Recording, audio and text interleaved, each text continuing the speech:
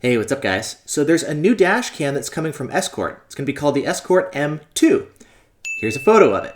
It looks like it's going to be a successor to the Escort M1, which is basically Escort's current add-on dash cam that attaches to the side of your compatible Escort windshield mount radar detector.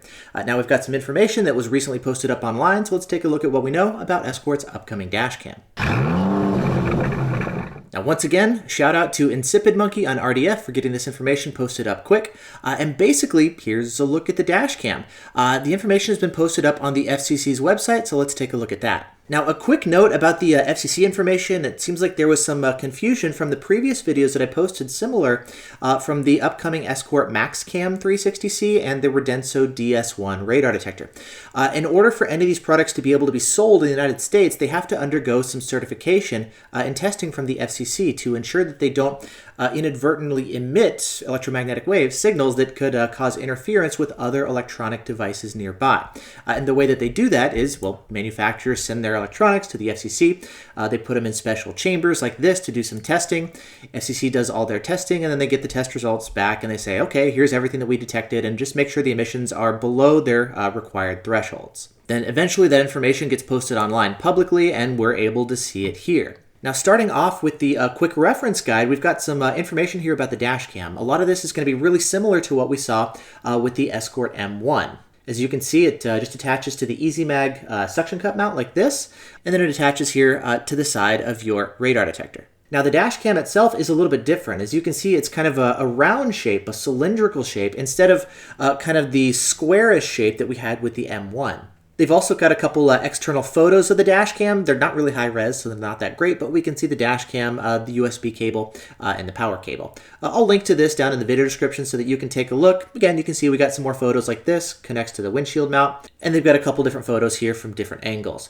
They also have some teardown photos if you want to see the internals. So we can head over here to the internal photo section, and as you can see, they pop open the case and they look at the internals. Again, the photos are kind of low resolution, so it's tough to make out a bunch of details here, but for those of you who also love teardowns, this is a great thing to check out. Now, most of us, of course, are not going to be so much concerned about the internals, but rather what the dash cam is like, the new features, specifications, and improvements compared to the previous one. Now, on the forum, Insipid Monkey actually did a good job of kind of pointing out some of the improvements here. So as you can see, it supports Bluetooth Low Energy, so the Bluetooth connectivity should be better, getting the dash cam to connect to your phone. It's got dual band Wi-Fi, so not just 2.4 gigahertz Wi-Fi, but also 5 gigahertz. This should be helpful for faster file transfer speeds if you want to transfer the video footage from your dash cam directly to your phone, or if you want to preview what the dash cam can see on your phone, that should be a little bit faster now too. I don't know if Escort's going to be doing any sort of cloud connectivity over Wi-Fi the way they do with some of their Wi-Fi capable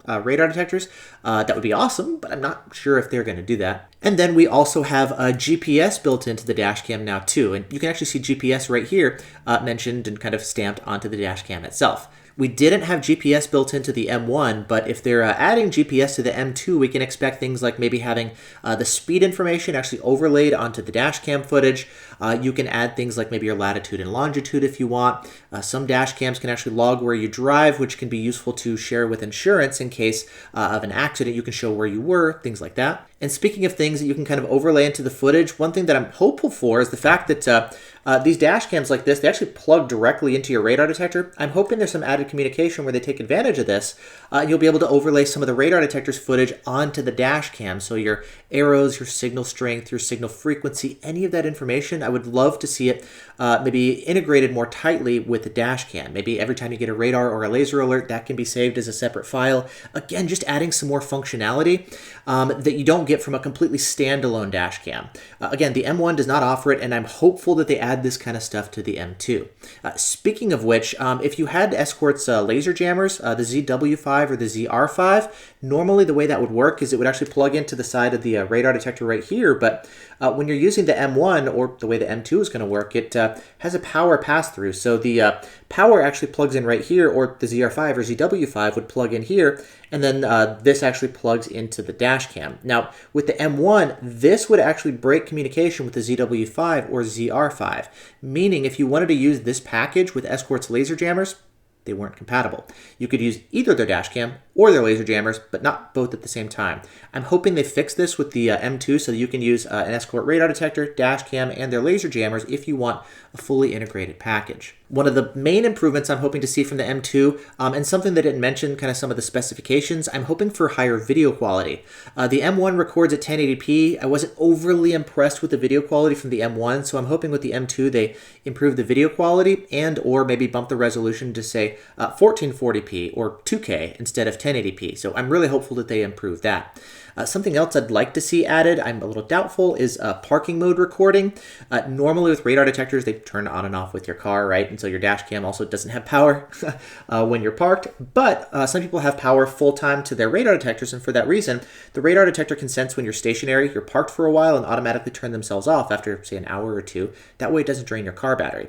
And so for people who do have power going full-time to their radar detector, I'd love to see some parking mode integration built in here into the M2. Again, I don't know. I'm a little doubtful that they'll add it, but I think it would be really cool. And so there's a lot of information we don't know, but we do at least have an idea of, hey, a new dash cam is coming, it's going to be an improvement, and we'll have to see kind of all the details as far as what those improvements are like in terms of the execution.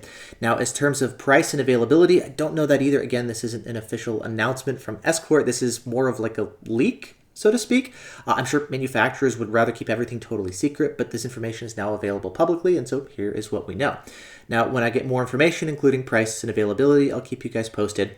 And then once I get one on hand and I'm able to do some testing and comparisons with the M1 and other dash cams in my review and all that kind of stuff, I'll keep you guys posted on that as well. So yeah, let me know your thoughts here on the M2. Is this something you're interested in?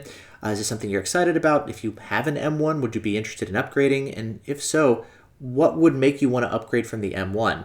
My thoughts on the M1, it's a convenient dash cam. I mean, having a dash cam and a radar detector kind of in one mount, one package. I like this as kind of a travel package, you know, boom, pop this on the windshield, plug in your power cable, and there you go. But it's not a great value for the money. There's other dash cams that cost less, that have better video quality and more features. You're not getting a really feature-rich dash cam here with the M1. You're getting a convenient package.